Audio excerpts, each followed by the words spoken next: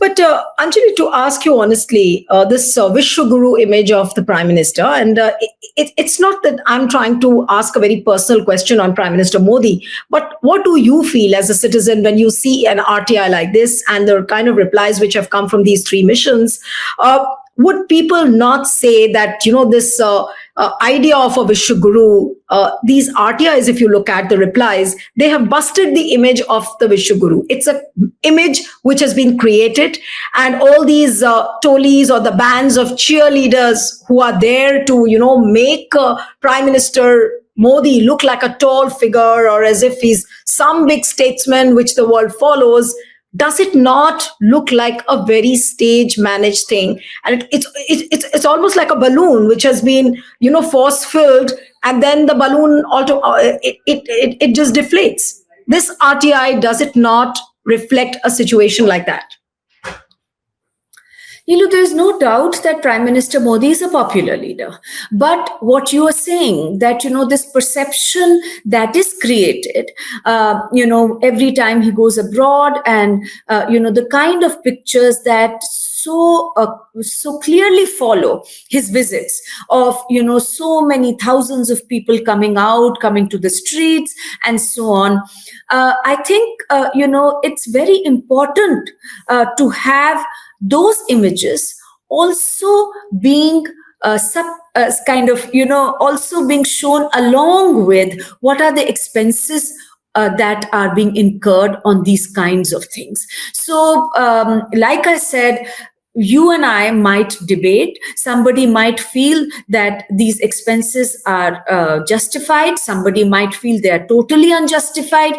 Somebody might say that, look, for community receptions, if such large amounts of money are being spent, like you just showed us the figures, 1 crore 87 lakh rupees was spent on community reception in Moscow. A lot of people might feel that that's not justified expenditure. Some might feel it's justified, but the reality is that when we do not in a democracy expect the fourth pillar of our democracy, the media, to simply blindly show what is happening without giving the entire picture, because that is doing a disservice to democracy. Media must also ask questions. It must ask, how is this being organized? How much money is being spent on it? Is it being organized by the embassy? Are they spending money? How much money are they spending? Commodore Batra is asking these questions, but is the media not supposed to ask these questions? Is the media not supposed to provide this information? And I'll be very surprised, Neelu, if apart from you and some other people in the media, there'll be any discussion about this also. And that, I think, is a great disservice. And you see, what we are simply saying here the worst part, Anjali, sorry to interrupt you, because when you said that India should do it, I remember when UPA was in power and we used to do these stories on the basis of RTIs filed by you, by several others. We got all the information in those times on the basis of RTI. We put out stories, we put out scams after scams. That was media then. And today's media, if you see, they are not even ready to pick up the story. I'm just wondering. Like I said, this is a dangerous trend for democracy, Neelu, because the media should play a non-partisan role. The media must be objective. The media must put out all information. And that is what the role of the real media in a democracy is. If the media doesn't play that role, and unfortunately we are seeing increasingly that the media, especially the mainstream media, is just refusing to play that role in most cases, that is very dangerous, I already said, for our democracy. Because like you said, this is not information that is being sought only today. It is not information that is being sought only about Mr. Narendra Modi as the Prime Minister. This is not only about the BJP government or its leaders. This is about anyone who occupies that position. UPA, BJP, any other government tomorrow, it doesn't matter. How do we set a democracy apart from any other form of government, a dictatorship or a fascist rule? It's when people have the right to question and the government is accountable. Because in all other countries also, in all other regimes also, you'll have a constitution, people will have rights, but they don't have the right to question. Here we have the right to question and we have the right to get answers. Commodore Batra is questioning, he's asking. Unfortunately, he's not being given the responses in all the cases which he should have got as a matter of right. And that prevents people from having information. And in a situation where the media is not playing the role that it ought to play, Commodore Batra is doing a very important service in a democracy, and people like you who pick up some of this information are doing a very important service in our democracy of putting out facts. This is objective information. The right to information is not giving you subjective opinions. It's giving you information which is objective. A lot of people, Neelu, have raised these questions that ये क्या होता है जब प्रधानमंत्री बाहर जाते हैं? So many people are turning up. How is it happening? Is it staged? Is it not staged? I'm not commenting on all of that. What Commodore Batra has done now is gone one step ahead, and he said, look, give me objective information. How much money are you spending on what? What events are being organized? Who is spending the money? And let me say this, Neelu, that this is also just the tip of the iceberg. When my prime minister goes to another country, I am assuming on, many things, many public interest issues, discussions are happening. He's not going on a personal trip. Look, we are not interested. This is not any vicarious information that is being sought. We are not saying that if ministers go, prime minister goes, officials go for a private visit, spending their own money, give us information. We are saying that if the prime minister and others are going on an official trip on taxpayers' money, it's not money, their own money that they're spending. We have a right to know. We are asking for that information. Why should that information not be provided? And when so much money is being spent, you read out 10 crore rupees was spent on one trip, 5 crore rupees was spent on another trip. On the PMO's website, I just read out to you that 20 crore rupees was spent on a 2 or 3 day visit to Brazil just on chartered flights. So can you imagine what the total sum of money would be? I mean, when that is being spent, what is being negotiated? Do we not have the right to know who all went in the official delegation? The other questions that have come up, Neelu, are that who are these people who accompany our prime minister when he goes for in an official delegation? I mean, there might be lakhs of people who might want to go. Is there a criteria by which the prime minister decides who will accompany him? Is there a criteria by which it is decided that so and so capitalist will go with him and a deal will be struck? All of this information is being done in all this is being done in official capacity. So all of this information is official information. It is being done in our names in a democracy. We have a right to know. So that is why I said who went, how long did they go for, who accompanied him, how much money was spent should all be given. And let me just also read out the last line of that OM, the Office Memorandum of 2013. It's a very balanced Office Memorandum.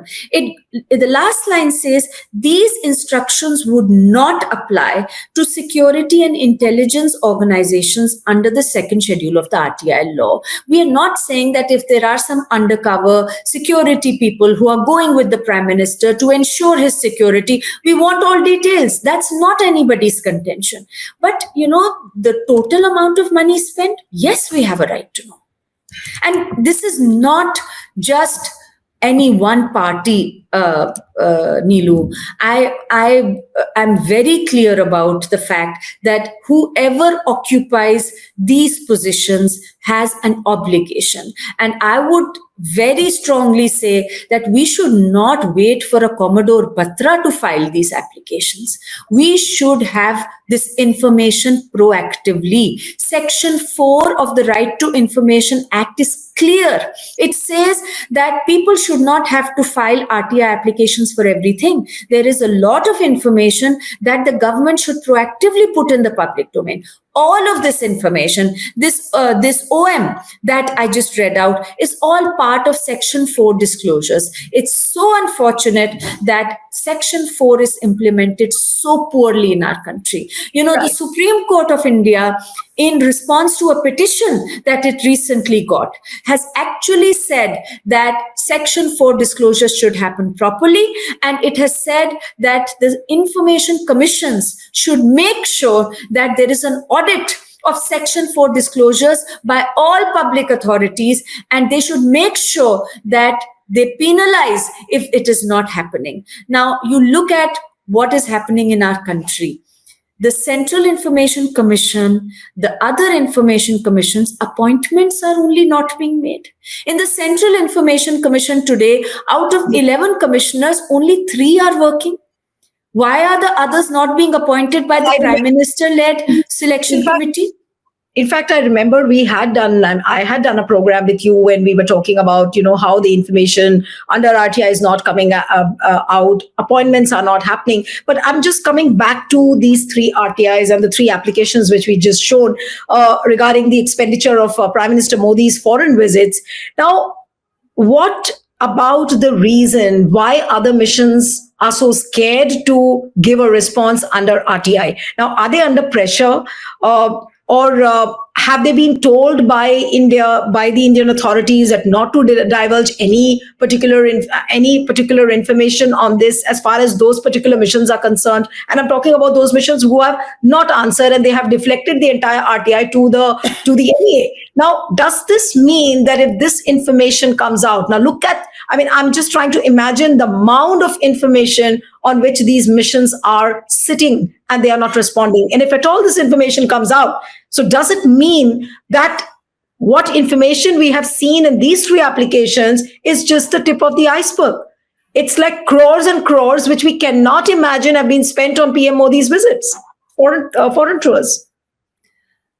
Neelu, I always say that when you get information under the Right to Information Act, that is great. But when you don't get information, that itself shows a lot. The fact that these missions are refusing to give information on something so basic. What is there to hide? Of course, it will raise questions. The questions that you are raising are very legitimate. That why are these embassies, why are our missions in all of these countries refusing to give this information? Are they working under some kind of diktat? Have they been told that you can't give this information? We don't know. But the fact that this information is not forthcoming itself tells a story.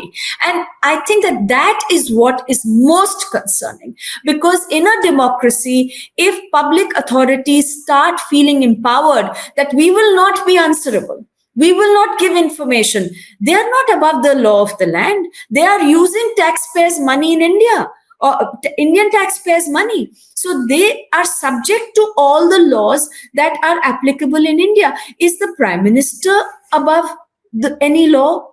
Is the embassy, are the missions above the law of the land? So what they are doing is completely illegal.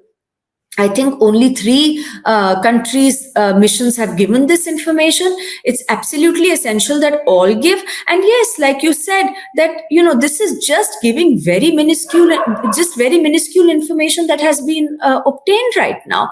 I mean, I'm reading out to you from the Prime Minister's own website that in 2019, over a 3-day visit, 20 crore rupees was spent on chartered flights. So I mean, Right. how much money is being spent? We have a right to know, and let there be a debate. If it is felt that it's too much money, let people have the right to say that. If it is felt that no, this is not too much money, it's perfectly fine, that's also okay. But you can't withhold information. You can't say, well, doesn't matter if there is a law, we will not give information. And that, I think, is very concerning. And I hope that Commodore Batra will take the legal recourse. He will go to the Information Commission. And I am very certain that when these things are heard in an appeal, there will be absolutely no justification that is there for denying this kind of information.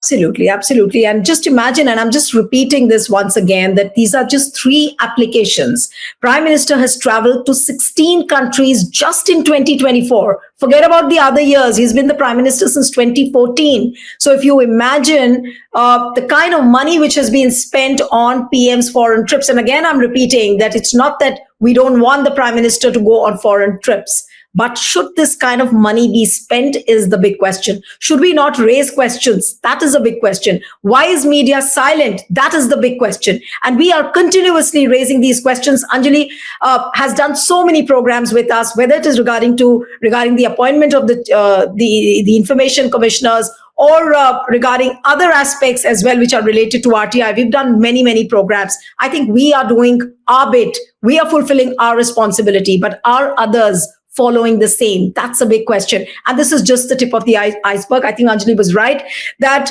why those missions are not divulging information is also a matter of concern. And we should probe as to why they are silent and why MEA doesn't want those missions to answer. Should we not know how much our Prime Minister is spending on foreign trips? Because in every election rally, he says, and even the troll army says that, look, our Vishwaguru is so popular that the entire world bends before him. Is that the reality? And I'm just going to leave the viewers with this particular question. Thank you so much, Anjali. It was a pleasure having you on the program. Thank you.